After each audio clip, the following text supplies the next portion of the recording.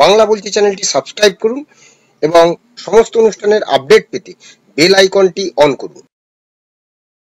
নমস্কার, বাংলা বলছি চ্যানেলে আপনাদের স্বাগত। পহেলগাঁওয়ে জঙ্গি হামলার জবাবে পাকিস্তানে প্রত্যাঘাত করেছে ভারত। 7 মে সেই প্রত্যাঘাত হয়েছে। সামরিক অভিযানের নাম দেওয়া হয়েছিল অপারেশন সিন্দুর। আর এই সফল অপারেশন সিন্দুরের পরেই গত 22শে এপ্রিল পহেলগাঁওয়ে যে পর্যটকদের উপর জঙ্গি হামলার ঘটনায় 26 জনের মৃত্যু হয়েছিল, তার যে বদলা, সে বদলা নেওয়া হলো এবং সে বদলায় প্রাণ গিয়েছে বহু মানুষের। সেটা যেমন একদিকে, তেমন অন্যদিকে আরো যে সমস্ত ঘাঁটিগুলি, 9টি ঘাঁটি, জঙ্গিদের ঘাঁটি উড়িয়ে দেওয়া হয়েছে। সে ঘাঁটিতে প্রায় যা জানা যাচ্ছে 70 জনের বেশি মানুষের প্রাণ গেছে, প্রায় 50 জনের কাছাকাছি 50 জনের মতো মানুষ জখম হয়েছেন, আহত হয়েছেন, তারা হাসপাতালে ভর্তি রয়েছেন। আর এই জবাবে মঙ্গলবার মধ্যরাতে পাকিস্তান এবং পাক অধিকৃত কাশ্মীরের বেশ কিছু অংশে প্রত্যাঘাত করা হয়েছে। ভারতীয় সেনার দাবি, পাকিস্তানের 9টি জায়গায় হামলা চালিয়ে জঙ্গি ঘাঁটি গুড়িয়ে দেওয়া হয়েছিল। এখন যেটা বিষয়, যে জম্মু কাশ্মীরে নিয়ন্ত্রণ রেখায় পাক গোলাবর্ষণ অব্যাহত।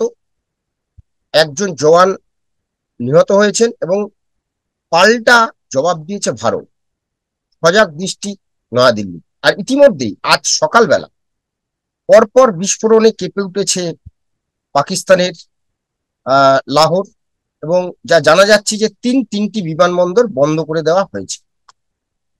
কারণটা কি? হঠাৎ করে পাকিস্তানে তাহলে কি ভারত আবার প্রত্যাঘাত করলো? পাকিস্তানের বিমানবন্দর বন্ধ করে দেওয়া হলো কারা? নাকি পাকিস্তান নিজেই বিস্ফোরণ ঘটিয়ে ভারতের ঘাড়ে দায় চাপাতে চাইছে? সেই সঙ্গে তারা বলেছেন অপারেশন সিঁদুরের যোগ্য জবাব দেবে। আচ্ছা, একদিকে যখন, সেই সঙ্গে আরেকটি বিষয় যেটি হচ্ছে, বালুচিস্তানে প্রায় বালুচ সেনারা আইইডি বিস্ফোরণ ঘটিয়েছে এবং সেখানে প্রায় 20 জনেরও বেশি পাক সেনা নিহত হয়েছেন। একদিকে এই অবস্থা, অন্যদিকে ভারতকে প্রত্যাঘাত পারবে পাকিস্তান? আজকে আমরা এই বিষয়গুলো নিয়েই আলোচনা করব কর্নেল রাজেন্দ্র ভাদুরীর সঙ্গে। কর্নেল ভাদুরী, আপনাকে আমাদের বাংলা বলছি চ্যানেলে স্বাগত। কর্নেল ভাদুরী, যেটা প্রশ্ন, যে আজকেই দেখা যাচ্ছে যে পরপর বিস্ফোরণে 7 সকালে কেঁপে উঠেছে লাহোর। প্রাণ ভয়ে প্রায় ঘরের বাইরে স্থানীয়রা। 3টি বিমানবন্দর বন্ধ করে দেওয়া হচ্ছে। এখন যেটা পাকিস্তান পুলিশ সূত্রে জানা গেছে যে 5-6 ফুটের একটি ড্রোনের মাধ্যমে এই বিস্ফোরণ ঘটানো হয়েছে। ইতিমধ্যে ড্রোনটিকে গুলি করে নামানো হয়েছে বলে একাধিক সূত্রে জানা যাচ্ছে। কিন্তু পাকিস্তানের খবর, কিন্তু যা জানা যাচ্ছে যে পাকিস্তান থেকে কোনো পাক ফাইটার জেট, তারা হয়তো অ্যাটাকের জন্য তৈরি হচ্ছিল বা অ্যাটাক করতে আসছিল, সেটাই নাকি বিস্ফোরণ ঘটে। আসল ঘটনাটা কি বলে আপনার কাছে মনে হচ্ছে? দেখুন, আসল ঘটনা তো আমি আমি বলতে পারবো না, ফর অবভিয়াস রিজনস। আমি জানি না, কিন্তু আমি যা শুনেছি, আমাদের তরফ থেকে অমৃতসর থেকে অ্যান্টি এয়ারক্রাফট মিসাইল লঞ্চ করা হয়েছিল। এখন কি কারণে লঞ্চ করা হয়েছিল সেই সঠিক কারণটা আমি জানি না, কিন্তু অকারণে তো আর লঞ্চ হবে না। নিশ্চয়ই পাকিস্তানি এয়ারক্রাফট নিশ্চয়ই এয়ারবোর্ন হয়েছিল বা অ্যাজ এ টার্গেট নোটিস হয়েছিল, সেই জন্য লঞ্চ হয়েছিল। এখন আমার অ্যাসেসমেন্টে হয় ওই পাকিস্তানি এয়ারক্রাফটটা মিসাইল থ্রেটটা দেখে ওর যে অর্ডিনেন্স গুলো আছে, মানে ও যে ক্যারি করছিল, ওইগুলোকে ড্রপ করে দিয়েছে। কারণ ওটার তো একটা লোড আছে, এয়ারক্রাফটের স্পিডের ওপরে এফেক্ট করে। তো পাইলট আপাতকালীন সিচুয়েশনে এক্সটার্নাল লোডগুলোকে সব ইজেক্ট করে দিয়ে স্পিড নিয়ে বেরিয়ে যায়। তো হয় পাকিস্তানি এয়ারক্রাফটটা ওরকম একটা কিছু করেছে, যে যে যে কারণে ওই অর্ডিন্যান্স গুলো লাহোরের কোনো একটা এরিয়াতে গিয়ে পড়েছে, কিংবা এই আমাদের মিসাইল গুলো সেলফ ডিস্ট্রাক্ট করে লাহোরের টেরিটরিতে গিয়ে পড়েছে।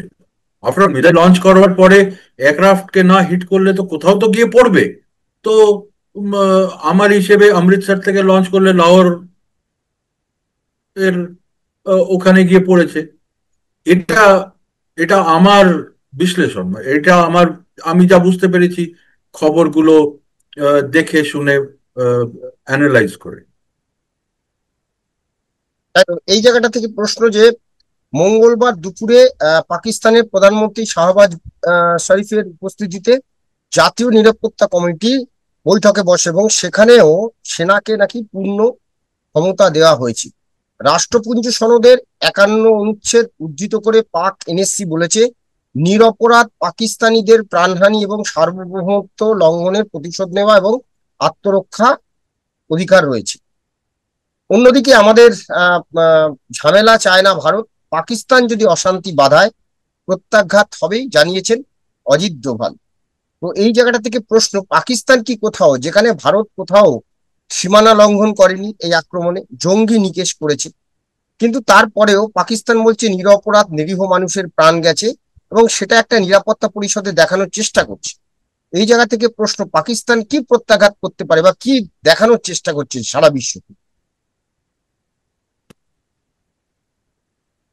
দেখুন, ফ্র্যাঙ্কলি, যে টার্গেটগুলো আহ, পাক অধিকৃত কাশ্মীরে পিওকেতে যে টার্গেটগুলো করা হয়েছে সেইগুলো, যেহেতু পিওকে এটা আমরা আমাদের টেরিটরি হিসেবে মানি, আর ওটা ইন্টারন্যাশনাল লেভেলে ওটাকে অ্যাজ এ ডিসপিউটেড টেরিটরি মানা হয়েছে, তো সেই জন্য ওইখানকার টার্গেটগুলোর ওপরে কোনো আহ, আমরা বলতে পারি যে কোনো পাকিস্তানের সভরেনিটিটা উল্লঙ্ঘন আমরা করিনি। কিন্তু যে টার্গেটগুলো আমরা পাঞ্জাব এরিয়াতে টার্গেট করেছি, তো পাঞ্জাবের এরিয়াটা তো ইন্টারন্যাশনাল বর্ডারের ওই পার, তো ওটা তো আর ডিসপিউটেড টেরিটরির মধ্যে পড়ে না, ওটা পাকিস্তানের সভরেন টেরিটরির মধ্যে পড়ে। তো ওই পোর্শনটা আমরা আমরা উল্লঙ্ঘন করেছি। এখন আমরা বলছি যে আমরা আহ, জঙ্গিদের ডেরাগুলোকে আস্তানাগুলোকে আমরা করেছি, পাকিস্তানের কোনো সভরেন অ্যাসেটকে বা মিলিটারি অ্যাসেটকে বা পাকিস্তানি নর্মাল সিভিলিয়ানদেরকে আমরা টার্গেট করিনি, এটা আমরা বলছি। হুম। কিন্তু আমাদের কথাটা তো পাকিস্তানের ওপরে অনিবার্য নয় যে ওরা আমাদের কথাটা মানবে। তো ওরা নিজেদের কথা বলছে, ওরা ওরা ডিনাই করছে যে আমাদের, ওদের তো প্রাইম মিনিস্টারও, ওদের ফরেন মিনিস্টারও, CNN, sky news etcetera international ফোরামে বলেছে যে না, পাকিস্তানে জঙ্গি আস্তানা নেই, কোনো টেররিস্ট ক্যাম্প নেই, আমরা এই টেররিজমের ভিকটিমস। তো এইটা তো এক্সপেক্টেড। পাকিস্তান কখনো বলবে যে হ্যাঁ ওখানে লস্করে তৈবার ঘাঁটি ছিল বা ওখানে মানে এদের ঘাঁটি ছিল? ওটা তো পাকিস্তান কখনো অ্যাকসেপ্ট করবে না। তো পাকিস্তান ওটাকে দেখাতে চাইবে যে নিরীহ সিভিলিয়ানদের ওপরে ইন্ডিয়া হামলা করেছে। হুম। এটা এটা এটা কূটনীতির, এটা অবভিয়াস এক্সপেক্টেড। মানে হুম। পাকিস্তান তো হট করে বলবে না যে হ্যাঁ ভাই আমাদের দোষ হয়েছিল। পাকি পাকিস্তান তো কোনোদিনই বলেনি ওসামা বিন লাদেন ওদের ওদের কাছে আছে বা ওদের দেশে থাকে।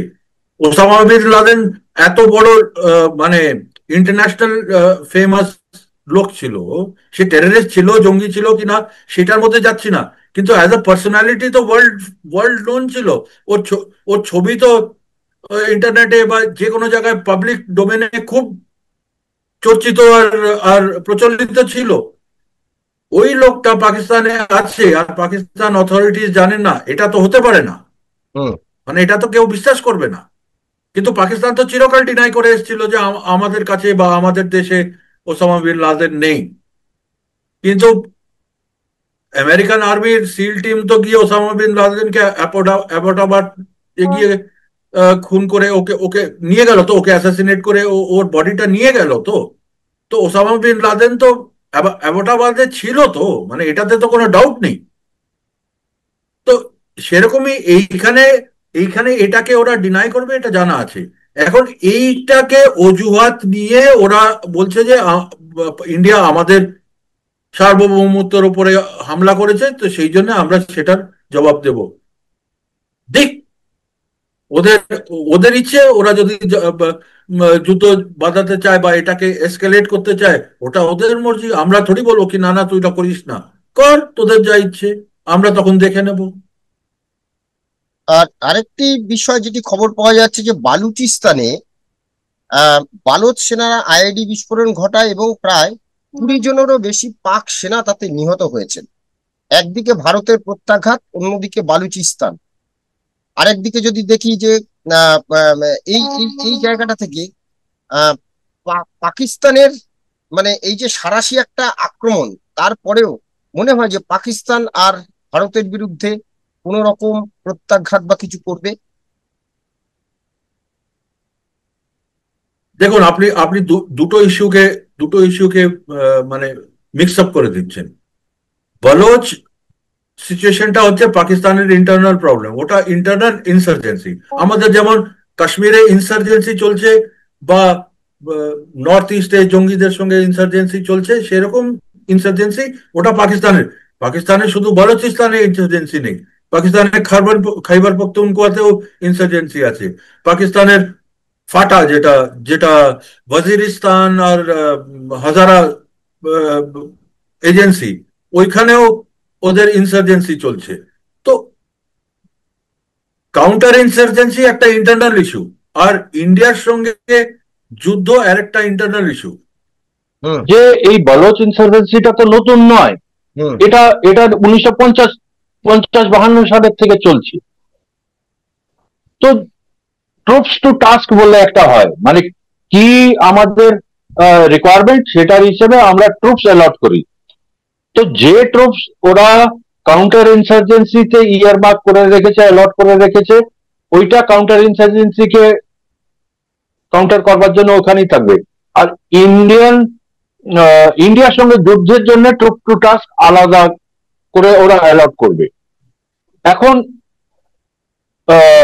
যেমন ফর এক্সাম্পল পাকিস্তানের সঙ্গে যুদ্ধ হলে আমরা কাশ্মীরে যে আমাদের কাউন্টার ইনসার্জেন্সি ফোর্স সিআইএফ গুলো আছে, ওগুলোকে কি আমরা হাঁটিয়ে দেবো?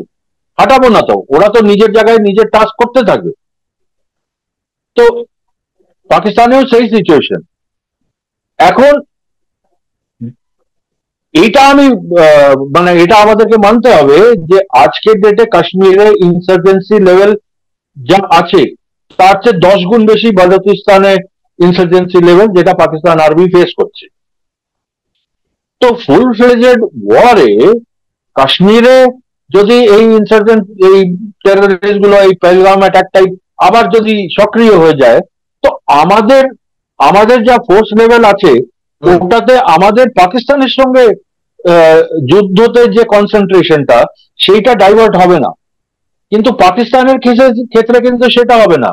যদি বলোচিস্তানে ওরা মানে নিজের অ্যাক্টিভিটি ওরা যদি দেখে যে হ্যাঁ একটা ভালনারেবিলিটি যে পাকিস্তান এখন জড়িয়ে পড়েছে ইন্ডিয়ার সঙ্গে যুদ্ধে, আমাদের কাছে মানে সিচুয়েশনটা ওরকম ক্রিয়েট হয়েছে, মৌকা ক্রিয়েট হয়েছে, ওরা আরো বেশি সক্রিয় যদি হয়। আর প্লাস ওইদিকে নর্থ ওয়েস্ট খাইবার পাখতুনখোয়াতে যদি টিটিপি তেহরিকে তালিবান পাকিস্তানের তো ইনসার্জেন্সি চলছেই, হ্যাঁ। ওরাও যদি অ্যাক্টিভেট হয়ে যায় তাহলে পাকিস্তান একটুখানি কমপ্লিকেটেড সিচুয়েশনে পড়বে। কারণ খাইবার পাখতুনখোয়ার ইনসার্জেন্সি মানে টিটিপির সঙ্গে যুদ্ধ, ওদের একটা যুদ্ধ, ওটা ওটা ঠিক ইনসার্জেন্সি লেভেল লো ইন্টেন্সিটি কনফ্লিক্টের ক্যাটাগরিতে আসে না। ওই ওই ওটা ওটার থেকে হায়ার ক্যাটাগরিতে। কারণ আপনি যদি দেখবেন ইতিহাস, পাকিস্তান নিজের রেগুলার ট্যাঙ্কস, F-16 বিমান এটসেট্রা ব্যবহার করেছে ওই কাউন্টার ইনসার্জেন্সিতে। তো যখন ট্যাঙ্ক আর বিমান, লড়াকু বিমান যখন ইনভলভ হয়ে যায়, তখন ওটা আর লো ইন্টেন্সিটি কনফ্লিক্টের ক্যাটাগরিতে আসে না, ওটা হাই ইন্টেন্সিটি ক্যাটাগরিতে চলে যায়। তো তো কাছে পাকিস্তানের কাছে প্রবলেমটা আমাদের থেকে অনেক বেশি। তো পাকিস্তানের বলোচ ইনসার্জেন্সিটাও লো ইন্টেন্সিটি কনফ্লিক্টের থেকে হায়ার ক্যাটাগরির, নর্দার্ন এরিয়াতেও লো ইন্টেন্সিটি কনফ্লিক্টের থেকে হায়ার ক্যাটাগরি। তো ইন্ডিয়ার সঙ্গে ফুল ফ্লেজেড ওয়ারে পাকিস্তান আর্মির একটা একটা সিরিয়াস সিরিয়াস একটা প্রবলেম আছে। আচ্ছা। তো ওই প্রবলেমটা পাকিস্তানের একটা ইনহেরেন্ট একটা উইকনেস, একটা ভালনারেবিলিটি। তো এই জিনিসটা পাকিস্তানের মিলিটারি প্ল্যানার্স নিশ্চয়ই ওটাও ব্যাক অফ দেয়ার মাইন্ড আছে কি বাবা ইন্ডিয়ার সঙ্গে ফুল ফ্লেজেড যুদ্ধতে চলে গেলে এরা এখান থেকে চারা দিয়ে আবার নিজের কাজ বাড়িয়ে দিলে তখন তো টু ফ্রন্ট হয়ে যাবে না, তখন এটা ইস্টার্ন। বলছিলাম যে তিন টুকরো হয়ে যেতে পারে পাকিস্তান, একদিকে বালুচিস্তান, একদিকে ওই আফগানের পাশে যে অংশটা। হ্যাঁ, তো এই জায়গাটা থেকেই এখন দেখার যে আগামী দিনে সত্যি সত্যি মানে আহ যত সময় যাচ্ছে পাকিস্তানে এখন যেটা ইন্ডিয়ার মতো তারাও যুদ্ধের মহড়া তারা বা ঘোষণা করছে, সাইরেন বাজাচ্ছে, বিভিন্ন সংবাদ মাধ্যম সূত্রে যা খবর। এখন দেখা যে পাকিস্তান কি নেয়, আমরা কর্নেল ভাদুরীর কাছ থেকে এ বিষয়ে আরো জানবো আগামী দিনে। ধন্যবাদ আপনাকে আপাতত। সবাই ভালো থাকবেন। নমস্কার।